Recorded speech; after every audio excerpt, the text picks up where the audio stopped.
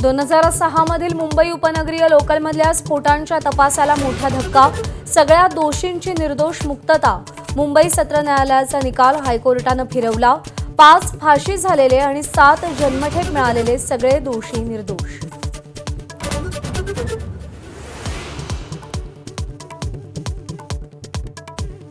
Bomb, बंदुका, नकाशे असे पुरावे गोळा करण्यात सरकारी पक्ष अपयशी।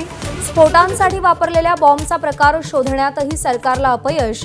निकाल देताना कोर्टाचं निरीक्षण।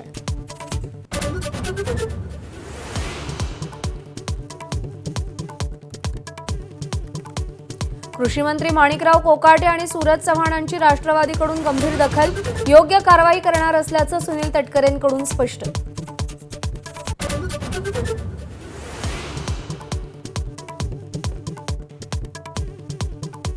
सूरज चव्हाणांसह 12 जणांवर गुन्हा दाखल। सूरज चव्हाणांनी केलेल्या मारहाणीनंतर पक्षश्रेष्ठी संतापले। तटकरेंच्या दौऱ्यापासून दूर राहण्याच्या सूचना, तर अजित पवारांचा भेटायला येण्याचा निरोप।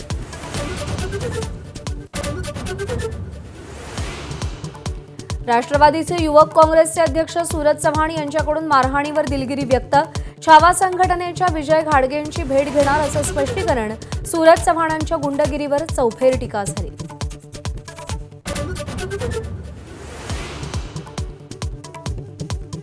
छावा संघटनेच्या विजयकुमार घाडगेंना झालेल्या मारहाणीच्या निषेधार्थ आज लातूर बंदची हाक।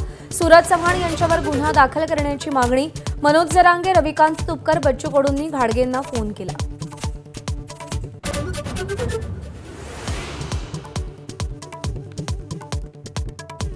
शिवसेनेचे 4 तरुण खासदार हनी ट्रॅपमुळेच फुटले। खासदार संजय राऊतांचा गंभीर आरोप। गिरीश महाजन आणि प्रफुल्ल लोढांचा फोटो, राऊतांकडून ट्विट। सीबीआय चौकशीची मागणी।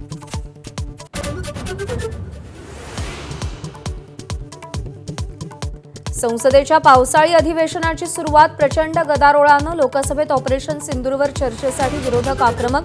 पहिल्या मिनिटापासूनच विरोधक अध्यक्षांसमोरच्या हौदात। गदारोळ सुरूच राहिल्यानं 12 वाजेपर्यंत सभागृहाचं कामकाजही तहकूब।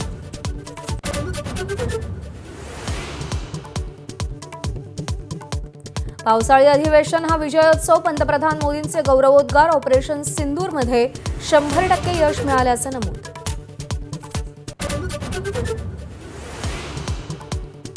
मुंबई शहर आणि उपनगरात सकाळपासून मुसळधार। साकीनाका, अंधेरी, सबवे, घाटकोपर भागात पाणी साचलं। मध्य आणि पश्चिम उपनगरांना पावसानं झोडपलं।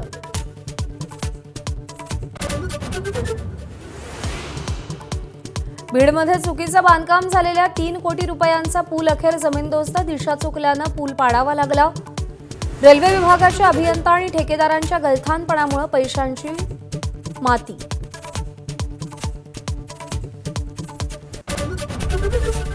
एबीपी माझा, उघडा डोळे बघा नीट।